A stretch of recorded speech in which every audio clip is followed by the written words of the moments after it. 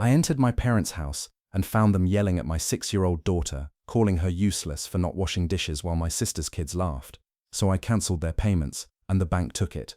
I'm Matteo, 35 years old, and my entire life revolves around one person, my daughter, Luna. I adopted her when she was just under 2, and from the moment I saw her, I knew she was going to be my whole world. I brought her home when she wasn't even 2, and the second I looked at her, I knew she was it for me. Her big eyes, shy little laugh, and the way she gripped my finger with her tiny hand completely stole my heart. Those wide eyes, that soft giggle, and the way she clung to my finger, she had me instantly. She may not be related to me by blood, but she's my daughter in every possible way. Blood doesn't matter to me, she's my daughter through and through. But sadly, not everyone in my family feels the same. Unfortunately, my family hasn't always seen it like that. My parents, Hector and Irene, never really accepted Luna. From the beginning, my mum and dad, Hector and Irene, never fully embraced her. When I told them I decided to adopt, their expressions said it all. The moment I told them, I saw their faces twist with disapproval. "Why don't you find a woman and have your own kids?" my mum asked, like Luna was some bad decision. My mum actually said, "Why not just find a woman and have your own children," as if adopting Luna was some kind of mistake. My dad didn't hold back either. "She's not our blood, Matteo. It's different." My father was blunt. "She's not family by blood. That's not the same." Those words hit hard, but I chose to ignore them. It hurt like hell, but I brushed it off. I figured they'd warm up to her eventually. I hoped they'd see the amazing little girl she was. I honestly thought time would change things, that they'd come to love her, but I was wrong. Turns out, I was way off. Still, I tried to keep a decent relationship with them, not for my own sake, but because I believed family should stick together. Even then, I made an effort to stay close, for the sake of family, not for me. On top of that, they weren't doing well financially, and to be fair, they were in a tough spot with money. A few years ago, they both lost their jobs. My dad's factory closed, and my mum never managed to find stable work again. My dad's workplace shut down, and my mum, who used to work as a secretary, couldn't land anything steady after that. They asked me for help, and I agreed. They turned to me, and I stepped in like a good son would. I started covering part of their mortgage. It's the same house I grew up in with my sister Marina. I began paying a portion of the mortgage on the home I was raised in with Marina. It was a decent chunk of money, but I had a solid job as a construction engineer, so I could afford it. It wasn't cheap, but thanks to my job, I could handle it. Every month, I sent them money to keep the house. But honestly, I never felt like they truly appreciated it. I sent them help month after month, though I always felt they took it for granted. Marina, my younger sister, has 2 daughters, Isla and Nora, ages 7 and 5. They're the stars of my parents' world. My sister Marina has 2 daughters, and to my parents, they're everything.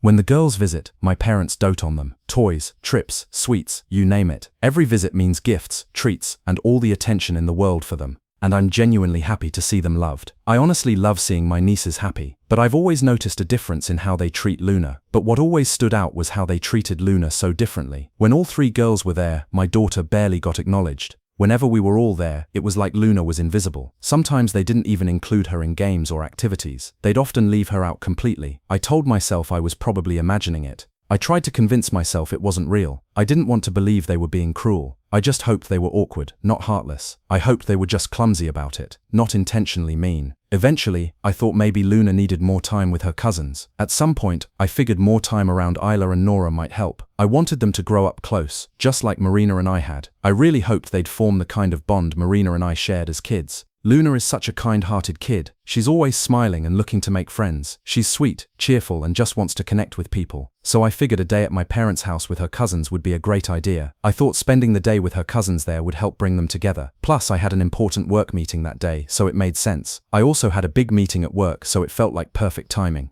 I asked my parents to look after her and let her play with the girls. I told them to take care of her and let them all play together. "Don't worry, Matteo," my mum said, with a smile that now feels fake. My mum smiled and said, "She'll be fine." That smile haunts me now. That morning, Luna left with her pink backpack and a big grin. She was glowing, carrying her pink backpack with a couple of toys. "I'm going to play with my cousins, Daddy," she said. I kissed her forehead and promised I'd be back soon. "I'm going to play with my cousins, Daddy," she said, and I kissed her before leaving. I left feeling completely at ease. I drove off believing everything would be fine. How naive I was. I couldn't have been more wrong. The workday dragged. My meeting went long, and it was nearly dark by the time I was done. The meeting ran over, and it was already nighttime when I finally left. I rushed to my parents' house, excited to hear all about Luna's day. I headed there, looking forward to hearing her stories and seeing her smile. But something felt off the second I pulled up. Right away, I sensed something wasn't right. The front door was slightly open, and I could hear yelling from inside. The door was ajar, and I heard loud voices coming from the kitchen. One of them was my mum. She sounded furious. I recognized my mum's voice, angry and harsh. Wash those dishes right, you useless girl, they're still dirty. These dishes aren't clean. Do it again, you useless child, she barked. I froze. Who was she yelling at? I stopped cold. Who was she talking to? I stepped inside quietly, and what I saw crushed me. I walked in without a sound, and what I saw broke me. Luna, my 6-year-old, was standing on a box at the sink, scrubbing dishes with tears on her face. My little girl was standing on a wooden crate, struggling to wash a plate, crying her eyes out. Her tiny hands were in soapy water, her arms barely reaching. She could barely hold the dish. Her hands were soaked and shaking. Eilidge and Nora were laughing, playing with toys, while my parents yelled at Luna. Her cousins were playing like nothing was wrong, while my daughter was being screamed at. They were treating her like a maid. They'd made her the servant. What the hell is going on? I shouted, stepping into the kitchen. What is happening here? I yelled, storming in. Luna looked up and ran straight into my arms. She saw me, dropped the dish, and rushed to hug me. Her little hands were trembling and wet. Her hands shook as she clung to me.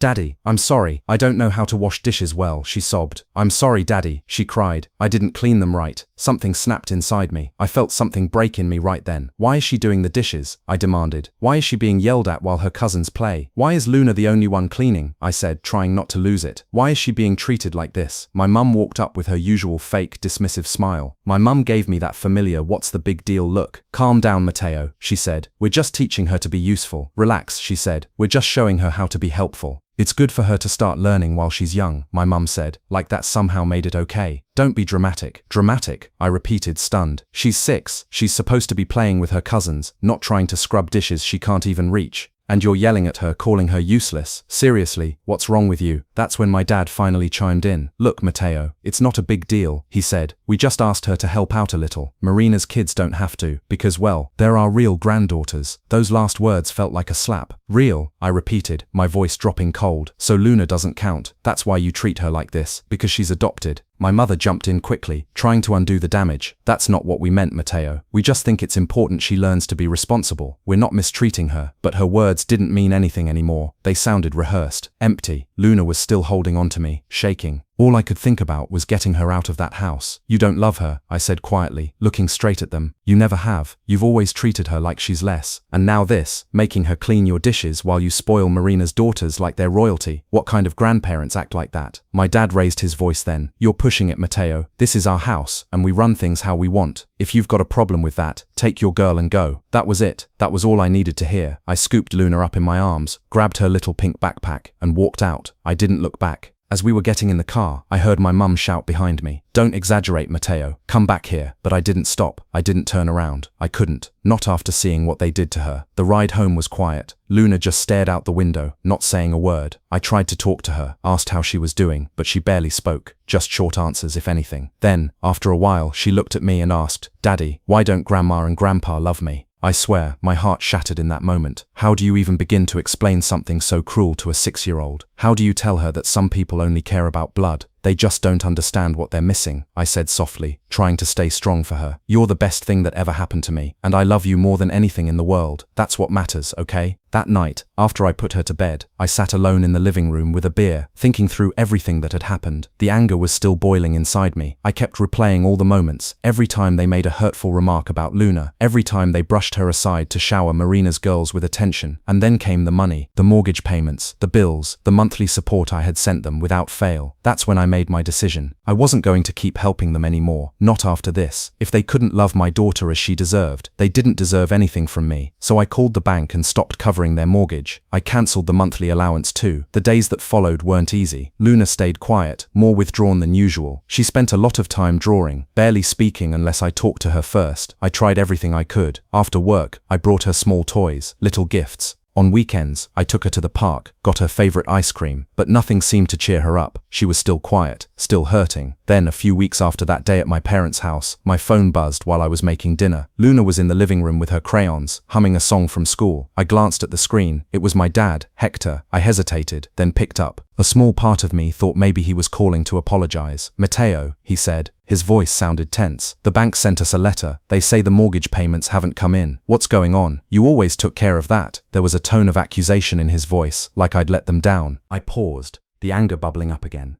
You figure it out, I said coldly. I'm not sending you another cent. From the other side I heard my mum's voice. She must have been on speaker. Son, you can't do this to us, she said, panicked. This is our house, the one you grew up in. You know we don't have jobs.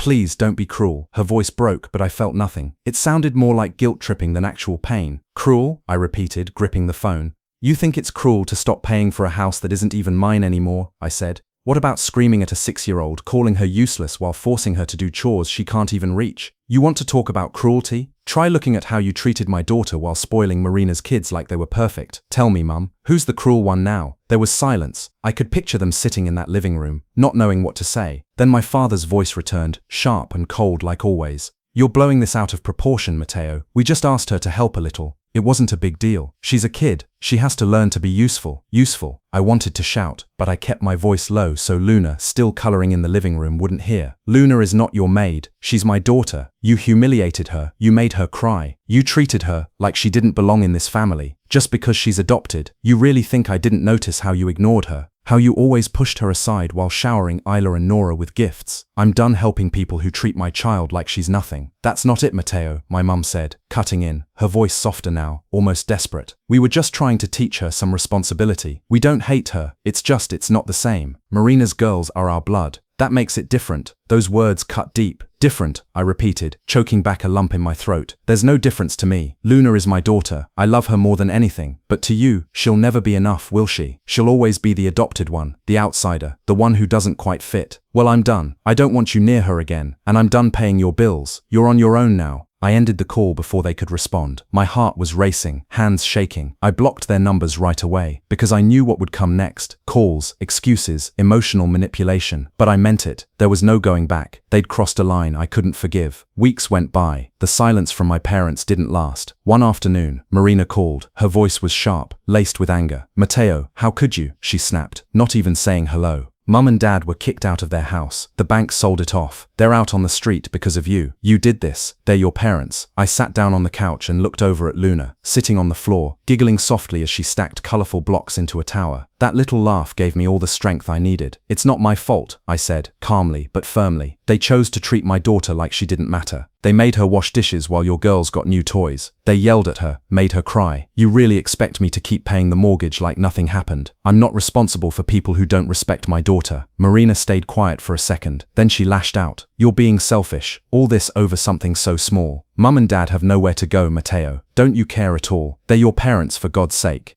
All because Luna washed a couple of dishes. Seriously, exaggerating, I repeated, feeling the fury return. Marina, it wasn't just the dishes. They treated her like a servant. They called her useless. Meanwhile, your girls were treated like royalty. Do you even know what Luna asked me that night? She looked me in the eye and said, Daddy, why don't Grandma and Grandpa love me? Tell me, how do you answer that, Marina? You think that's nothing? No. I'm not exaggerating. They crossed a line, and I'm not going to keep supporting people who hurt my daughter. Marina's voice softened, almost pleading. But you can't just leave them out on the street. They're still our parents. They don't have jobs, Matteo. They have nothing. What are they supposed to do now? Marina asked. If you're that concerned, I cut in, then you help them. I've done more than enough. For years I paid their mortgage, their bills, everything, because they asked. I stepped up when they needed me. But I'm done now. I won't keep supporting people who treat my daughter like she's nothing. I ended the call. Marina tried calling back, but I ignored it. I wasn't going to keep arguing. My only priority was Luna. No one, not even my own family, was going to make me doubt that. It wasn't long before my parents showed up at my door. It was a dull afternoon, the sky heavy with clouds, the kind that warned of rain.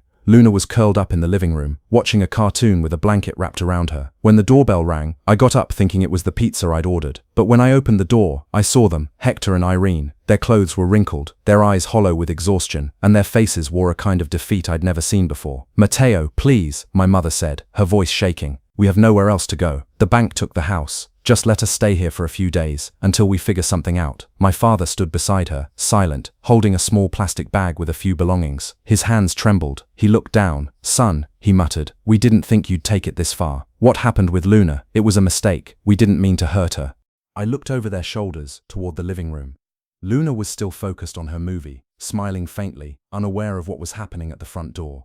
But I could still see her tearful face in my mind. The way her little hands had tried to clean dishes far too big for her, the way she had sobbed trying to be accepted. A mistake? I said, my voice cold. You made her feel like garbage. You yelled at her. You treated her like a maid, while Marina's kids got all your love and attention. And now you come to me asking for help? No, you don't get to be near her. You lost that right. Matteo, please, my mother whispered, tears filling her eyes. We're your family. We can't be out on the street. You made it clear Luna isn't part of your family, I replied firmly. And if she's not, then neither am I. Find help somewhere else, but not here. Not in the home where my daughter lives. The daughter you hurt without hesitation. I closed the door. I could hear my mother crying, my father murmuring something I couldn't make out. My chest was tight. For a second, guilt crept in. They were my parents, but then I turned and saw Luna look up from the couch and smile at me, soft, sweet, innocent, and I knew I'd made the right decision. They chose their path, and I chose to protect my daughter. In the days that followed, Luna started speaking more. She'd been quiet ever since that awful day at their house, and I was doing everything I could to fill her life with love and joy, to help her heal. We played games, read stories, painted together. I took her to the park every weekend, brought her treats after work. Slowly, the shadows in her eyes began to fade. One night, as I was reading her a bedtime story, she looked up at me with those big, gentle eyes and said, "Daddy, I forgive Grandma and Grandpa. I don't want to feel sad because of them." I didn't know what to say. How could a 6-year-old carry so much grace? I pulled her into my arms and held her close, tears in my eyes. "I promise," I whispered, "I'll never let anyone hurt you again." Her laughter returned, little by little, and every single day I worked to bring back that sparkle in her eyes. She was my world, my miracle, and I'd do anything to protect her. As for my parents, I never saw them again. Later, Marina told me they ended up renting a tiny room somewhere, but I didn't feel bad. They brought this on themselves. Luna forgave them, but I didn't, and I never will.